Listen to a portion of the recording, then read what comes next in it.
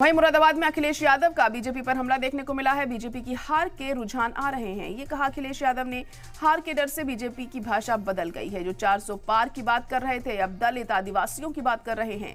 BJP ने संविधान से छेड़छाड़ का मन बना लिया है। लोगों से वोट डालने का अधिकार भी छीन लेंगे।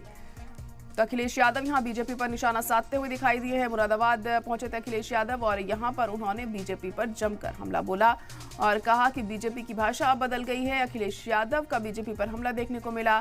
बीजेपी की हार के रुझान आ रहे हैं, ये अखिलेश यादव की तरफ से कहा गया। हार के डर से बीजेपी की भाषा बदल गई है। जो 400 पार की बात कर रहे थे, अब दलित और आदिवासियों की बात करते हुए दिखाई दे रहे हैं। बीजेपी ने संविधान से छेड़छाड़ का मन बना लिया है और लोगों से वोट डालने का अधिकार तक छीनने की कोशिश की जाएगी बीजेपी की तरफ से। ये तमाम बातें अखिलेश यादव ने अपने कैंपेनिंग के दौरान कही हैं। लगातार अखिलेश यादव भी अलग अलग जगहों पर पहुंच रहे हैं, ज्यादा से ज्यादा लोगों को अपनी पार्टी के साथ, अपने इत्तेहाद के साथ जोड़ने के लिए।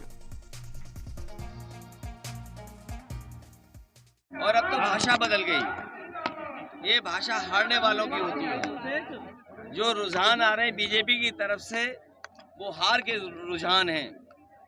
जो लोग 400 पार कह रहे थे, आज पिछड़े दलित आदिवासियों की बात कर रहे हैं। जिन पिछड़े दलित आदिवासियों का हक और सम्मान इन्होंने छीना, जो संविधान अधिकार देता है, जिसको छीना उसकी बात कर रहे हैं। सोचिए आप,